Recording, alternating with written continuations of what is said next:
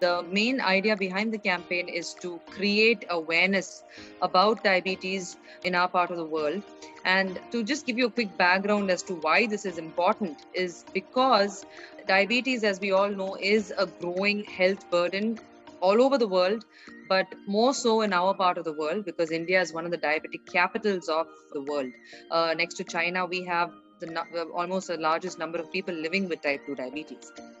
And this is sort of, the numbers are actually sort of exploding. It's not just people with diabetes, but also people with pre-diabetes who are also growing in large numbers. So why that's important is because people with pre-diabetes are going to eventually convert to type 2 diabetes. Now, what is all the more again important with diabetes, of course, the pandemic is something that has brought to light a lot of things. But one of the important lessons that it's further taught us is the importance of blood sugar control or glycemic control, as we call it in medical terms, or the importance of diabetes itself. So we now know that people during the pandemic itself, people with diabetes were at higher risk of complications, had higher death rates, and this itself brought to light further the importance of diabetes and blood sugar control in our patients.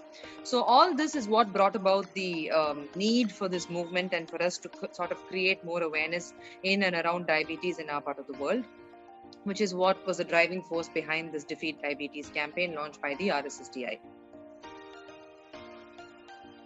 As we all know, diabetes can be asymptomatic, or people with diabetes can live with the disease for a long time without even being aware of it. And there is data to actually show that almost every second person with diabetes remains undetected. So it's extremely important to actually screen people and to detect people earlier in order to reduce the risk of complications, because the earlier you start treatment, the better is going to be your outcome. We have our motto which says test, track, and treat diabetes. So the first T, which is test, means that we want to screen as many people as possible out there to detect more and more people with type 2 diabetes. The second T would be to track. So to track those who already know that they are diabetic, who are uncontrolled, and for those who know that they do require medication and probably do not take the medication. So basically to track those with type 2 diabetes so that they fare better and you get better outcomes. And the last T would be to treat. So those who are detected with type 2 diabetes, to treat them more effectively to reduce the risk of complications.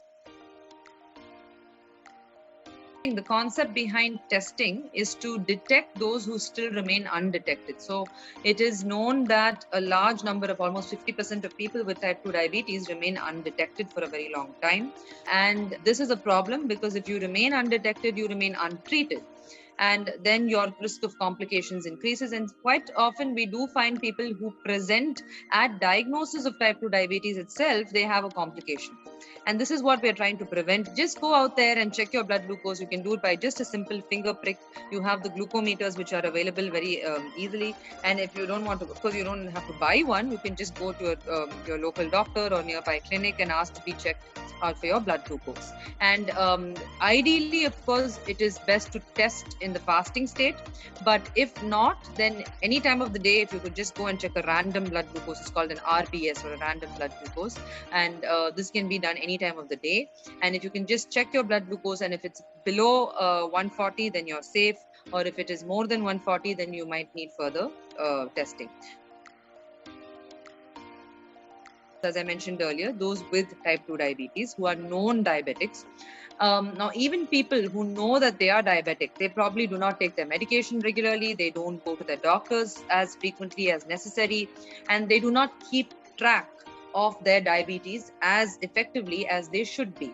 So this is a concept behind the second the category, which is to track your diabetes. So keep track of your diabetes, keep your blood glucose under check, because this is the only and the best way to prevent your risk of complications due to diabetes.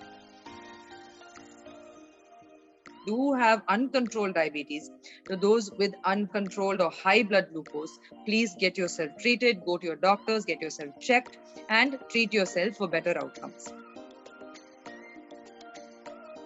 We also want to create awareness about lifestyle modification, about the importance of being fit and following a good lifestyle, because that's the best way to reduce your risk of type 2 diabetes.